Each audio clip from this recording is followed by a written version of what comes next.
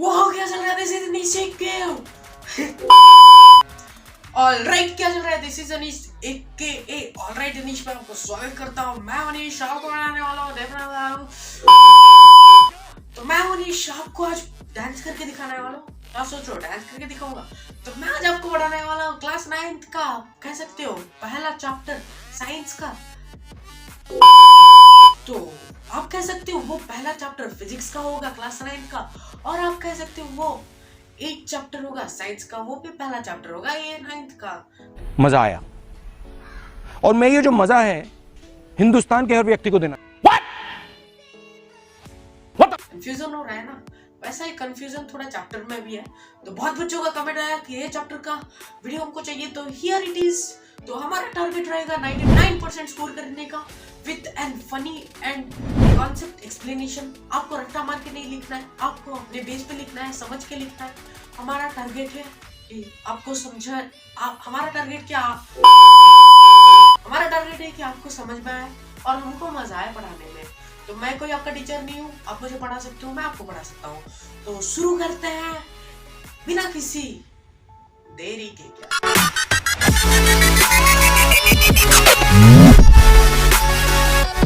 क्या सोच रहे थे वो वाला? ठीक है, तो आज हम शुरू करने वाले हैं।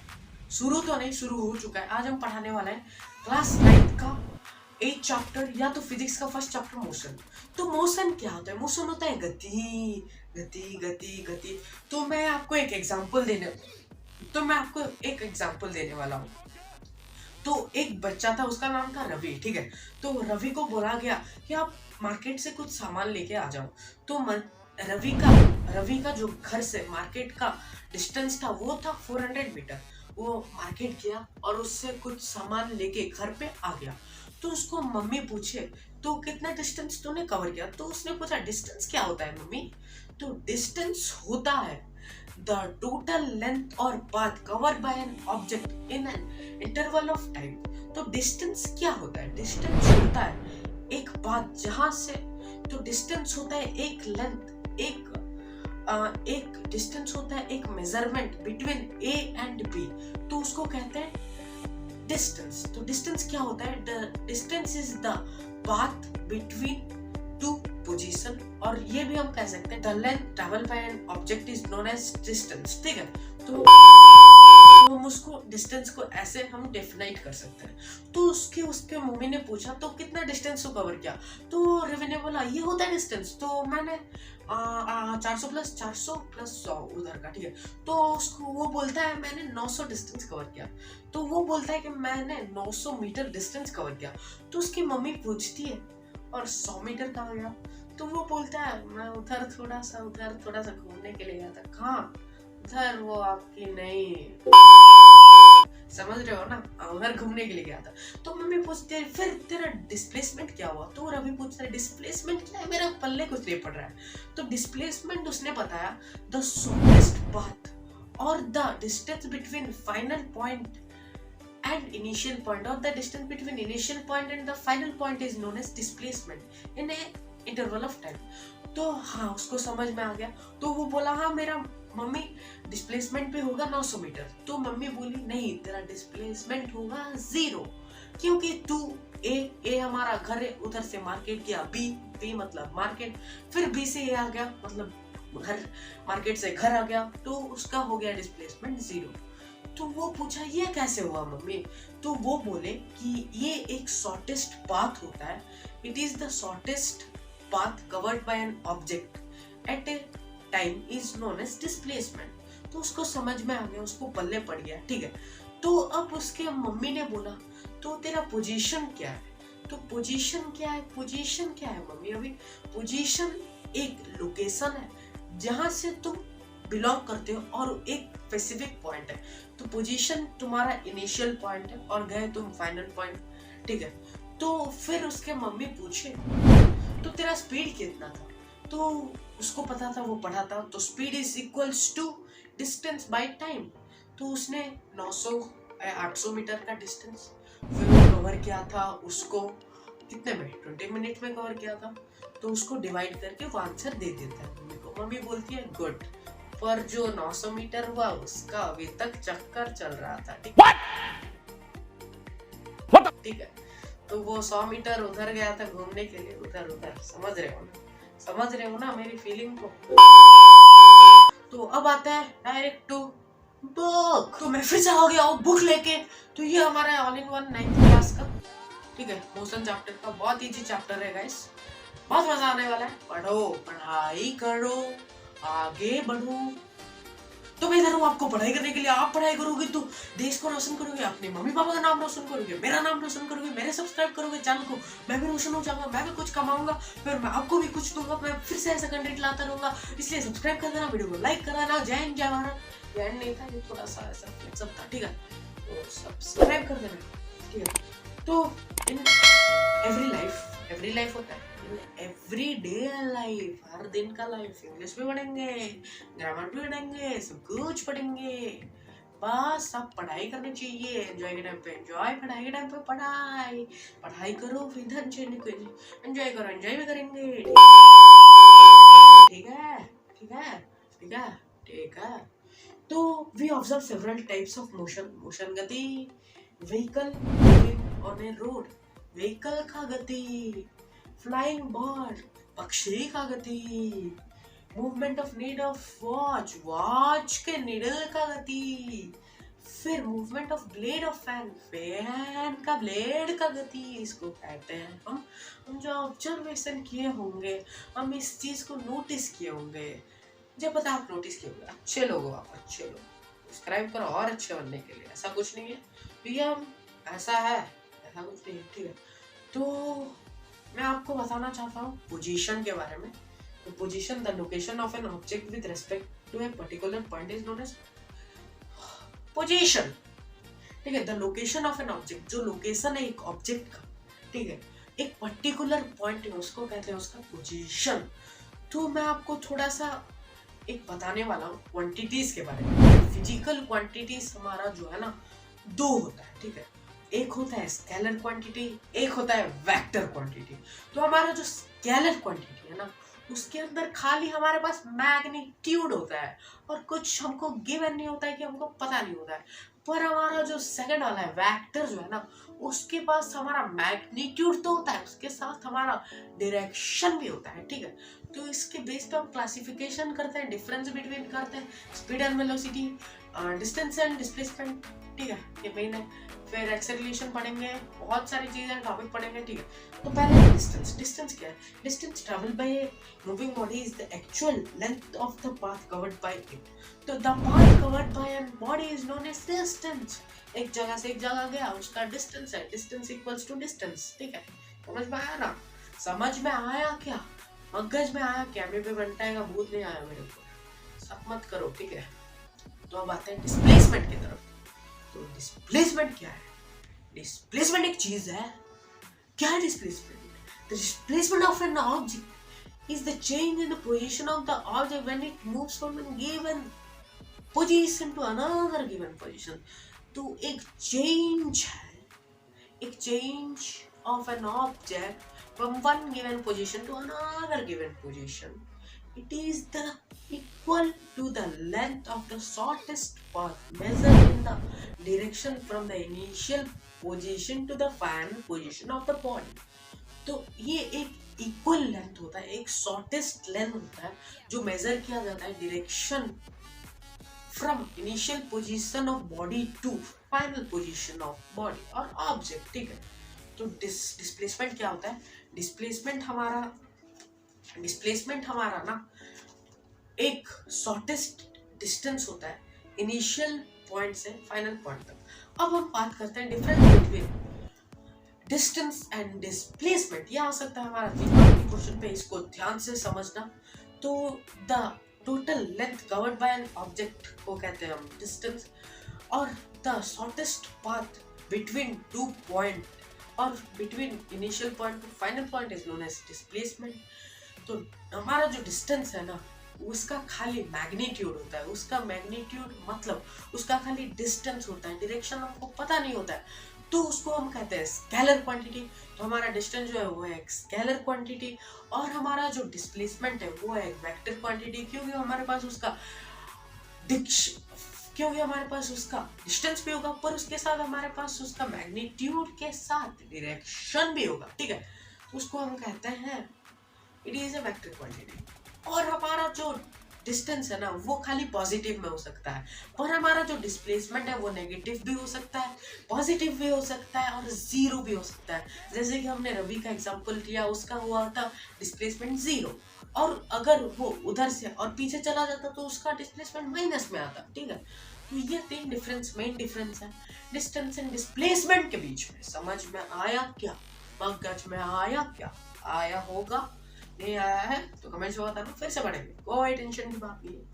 आपको जितने तक समझ में आएगा उतने तक हम पढ़ते चले जाएंगे, ठीक है। इतने पढ़ेंगे कि मजा भी करेंगे, पढ़ेंगे मजा करेंगे, पढ़ेंगे मजा करेंगे, पढ़ेंगे मजा करेंगे, ठीक है।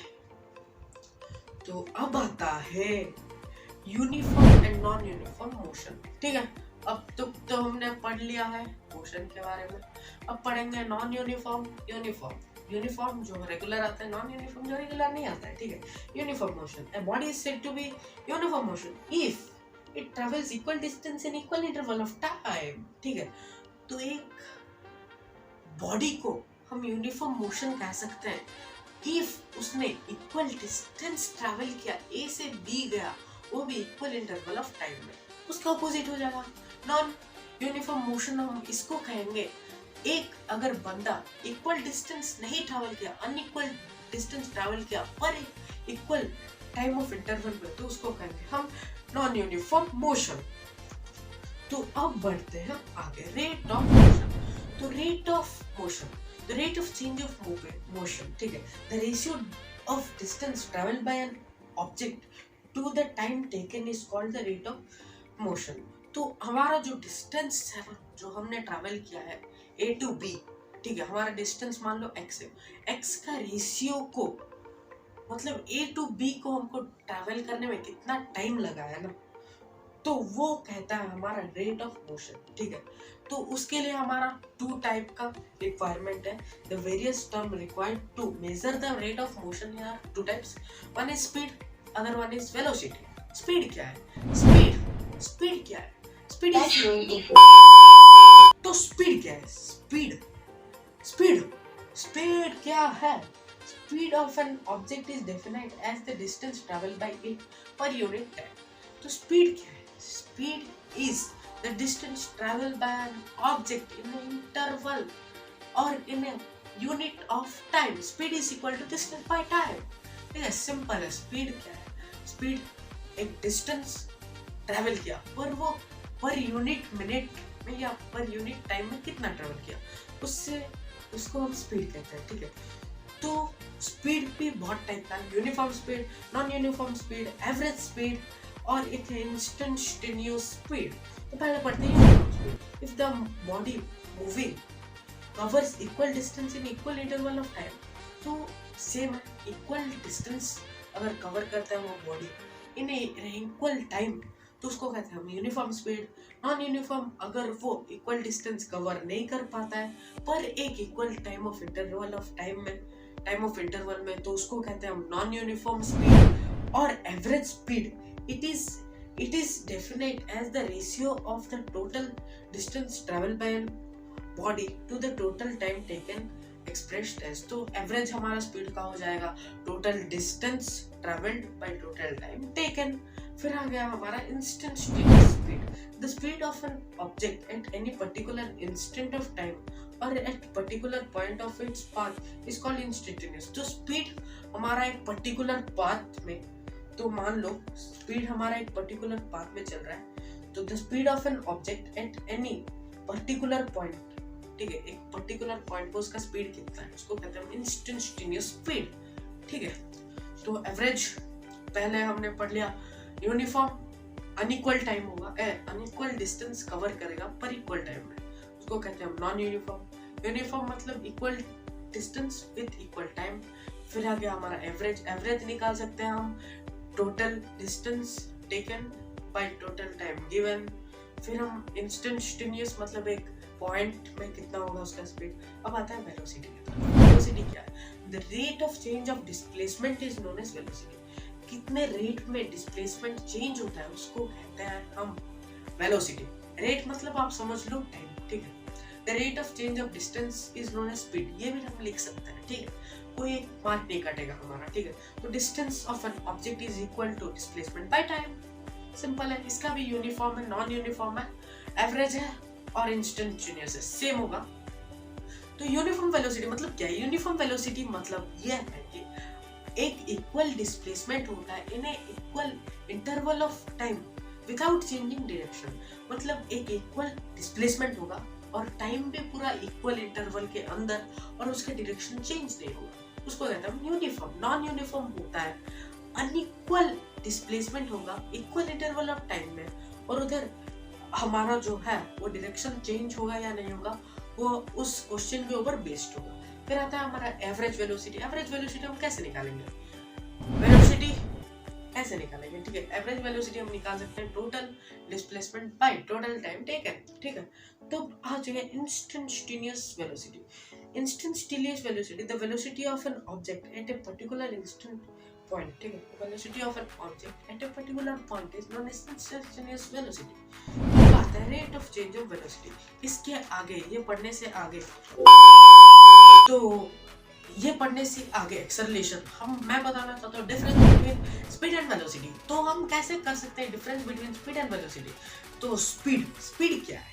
स्पीड है डिस्टेंस का और वेलोसिटी है हमारा डिस्प्लेसमेंट का। तो ऐसे लिख सकते हैं हम speed the rate of change of distance is known as speed, the rate of change of displacement is known as velocity. दूसरा पॉइंट, तो डिस्टेंस क्या है? Scalar quantity. तो स्पीड भी होगा, it is a scalar quantity, उसके अंदर direction नहीं होता है, मैग्नीट्यूड होता है। और इधर लिख सकते हैं वेलोसिटी होगा एक, it is A vector quantity, उसके अंदर मैग्नीट्यूड भी है, डायरेक्शन भी है। और it can not be zero, ठीक है। इट कैन बी जीरो, ये जीरो हो सकता है। डिस्प्लेसमेंट अगर जीरो हो गया तो वेलोसिटी भी जीरो हो जाएगा। और it can be only positive, it can be positive, negative and zero. Positive में जा सकता है, नेगेटिव में जा सकता है, जीरो भी हो सकता है। अब बढ़ते हैं एक्सेलरेशन। तो एक्सेलरेशन क्या है?